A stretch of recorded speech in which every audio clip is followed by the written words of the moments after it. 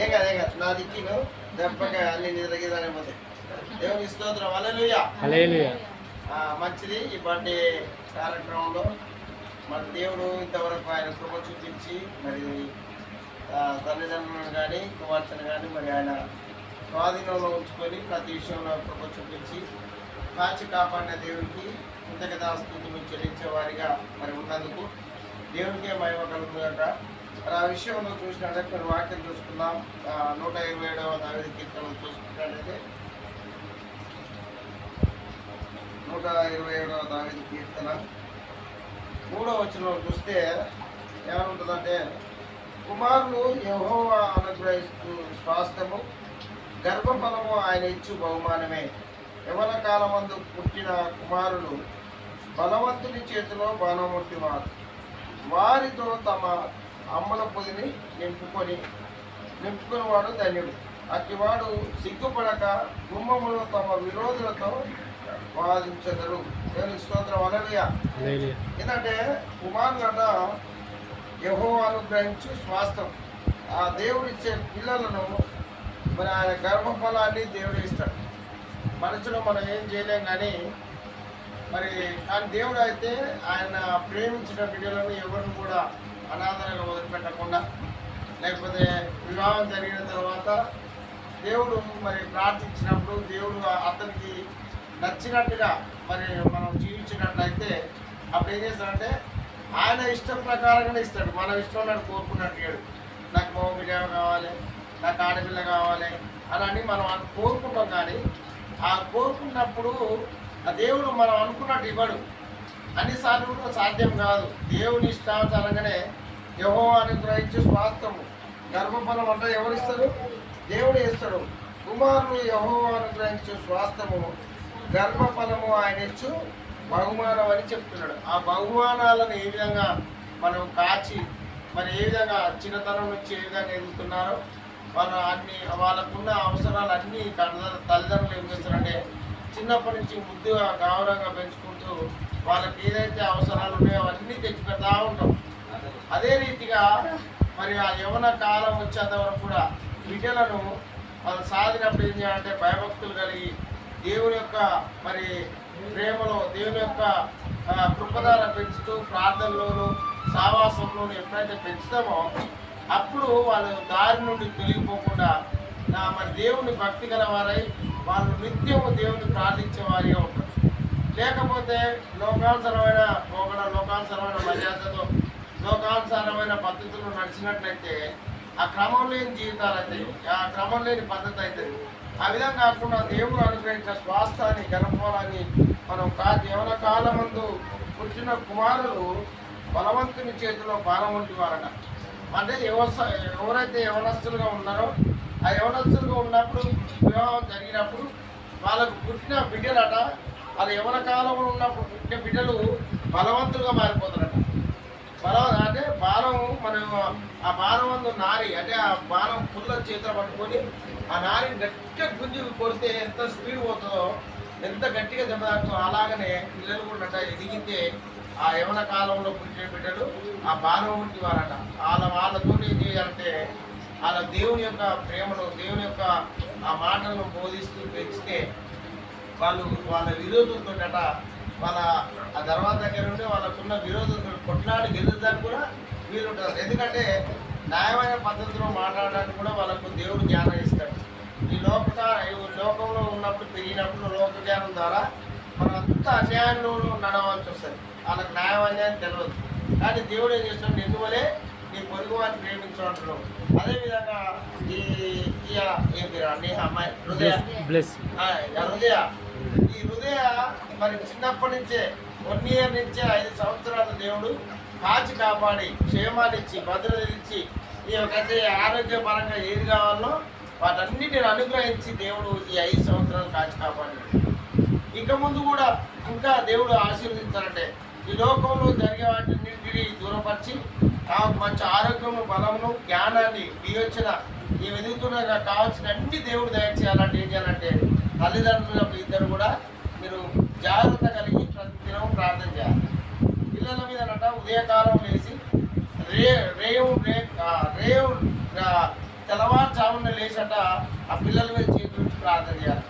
వాళ్ళ భవిష్యత్తు బాగా కావాలన్నా, వాళ్ళ జీవితాలు చక్కబడాలన్నా తల్లిదండ్రులట వాళ్ళను ఇంట్రెస్ట్ పూర్వకంగా మన పని మీద ఎట్లా భారం కలిగి పని చేస్తామో, లేవగానే మన పనులను చేసుకుంటామో, మన జీవించడానికి ఏ విధంగా సంపాదన కొరకు వెళ్తామో, అదేవిధంగా వాక్యానుసారంగా బిడ్డలను తెచ్చేటప్పుడు వాళ్ళ ప్రతిదినం వాళ్ళ నెత్తుల చేతుల నుంచి ప్రార్థన చేయాలి. అది దీవెన అంటారు. మనం అనుకుంటాం నేను చేస్తున్నదే ఇది జరుగుతుందా అని అనుకుంటాం, కానీ మన మాట దేవుని శక్తి ఉన్నది. దేవుడు మన మాట్లాడే మాటలో శక్తి ఉన్నది. మనం అనుకుంటే నేను ఎంతటి వాడిని, నేను చేస్తే అవుతుందా అని కృంగతీసే మాటలలో పడిపోతాం. ఆ విధంగా కాదు, కానీ ఎవరైతే దేవుని నమ్మి ఆశ్రయించి, ఎవరైతే విశ్వసించి ప్రార్థన చేస్తారో అవన్నీ వాళ్ళకి కలుగుతాయి. నమ్మి బాప్తిసం పొందిన వాడు రక్షింపబడను, నమ్మని వారికి శిక్ష విధింపబడతారండి. నమ్మిన వారి వల్ల అన్ని సూచక్రియలు జరుగుతాయట. అపవాది మీద మరి ఆ ప్రార్థన చేసినప్పుడు విజయాన్ని ఇస్తాడు దేవుడు. మరి లేకపోతే నీకు ఏదైతే కావాలని నువ్వు ఆశించి హృదయపూర్వకంగా హృదయ శుద్ధి గలవారు ధన్యులు, వాళ్ళు దేవుని చూస్తారని వాక్యం సెలవిస్తుంది. నిజంగా దేవుని మాటలు వింటే హృదయంలో నీ జీవితాన్ని చక్కబడుతుంది. మనం అనుకుంటాం మేము ఈ స్థితిలో ఉన్నాం, ఈ బాధలలో ఉన్నాం అని ఓసారి కృంగుదలతో మనం మన నోటికి వచ్చిన మాటతో మాట్లాడతాం. కానీ దేవుని మాటలు అనుసరించి నడుచుకున్నట్లయితే తొమ్మిది దావిది అంటే ఒక మాట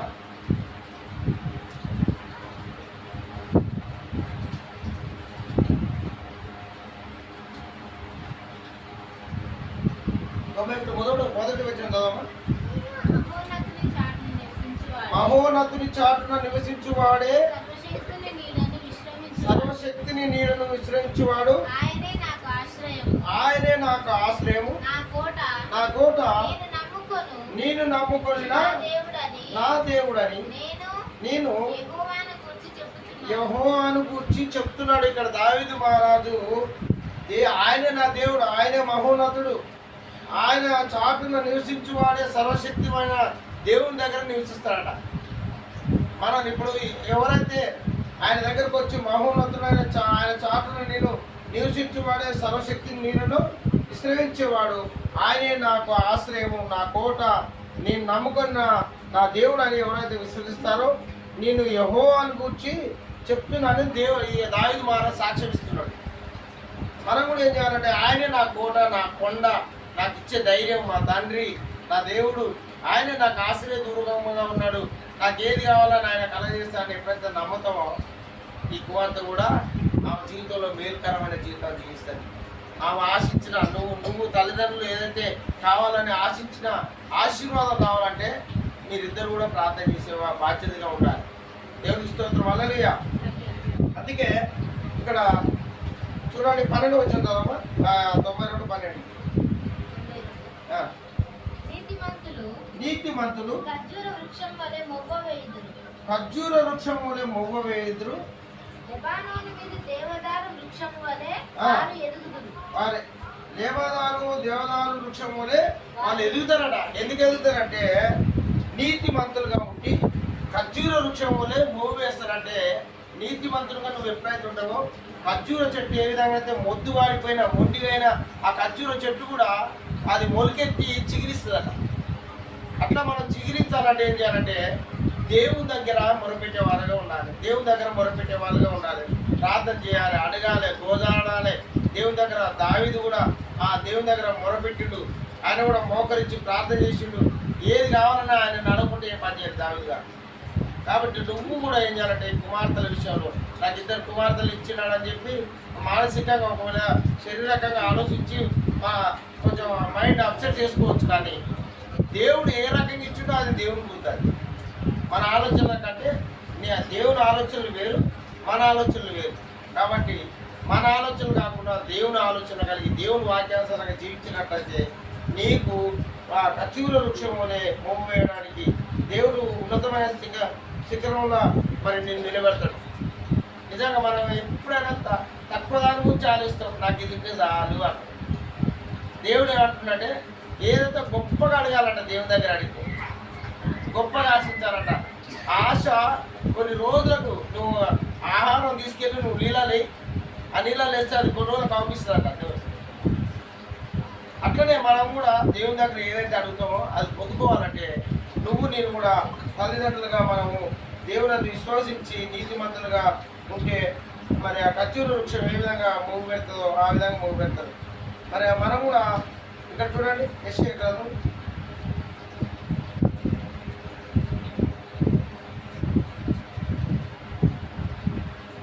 మనుషులు ఏం చేస్తారంటే ఎవరన్నా నీతిమంతులు ఆగమైపోతే వాళ్ళని ఎవరు పట్టించుకోరు, ఈ లోకం పట్టించుకోదు. దేవుడి గురించి ప్రార్థన చేస్తూ దేవుడి గురించి మాట్లాడే వారిని చూసి ఎవరు పట్టించుకోరు. కానీ ఇక్కడ వాక్యం ఏం చెప్తుందంటే 57వ యెషయా గ్రంథం 57వ అధ్యాయంలో చూడండి, మొదటి వచ్చిన కదా, నీతిమంతులు నశించుట చూచి ఎవరును దానిని మనసులో పెట్టరు, భక్తులైన వారు తీసుకొని పోబడుచున్నారు. కీడు చూడకుండా నీతిమంతులు కొనుక్కోబడుచున్నారు, ఎవరికి తోచదు. ఈ దినాలలో అనేకమైన ఈ మాట మరి పలికినా ఏం కాదు, కానీ నీతిమంతులు ఎంతో మంది ఆగమైపోతుంటే ఎవడు దాని గురించి ఆలోచిస్తూ లేరు. నేను ఎందుకు ఇట్లా అయ్యిండు ఏందని దాని గురించి ధ్యానించి వాళ్ళ గురించి పట్టించుకునే వాళ్ళు లేరు. కానీ అనేకులు నీతిమంతులు ఈ పాపాలు ఇవన్నీ చూడలేక నశించిపోయిన మరణించి వాళ్ళు వెళ్ళిపోతూ ఉన్నారు.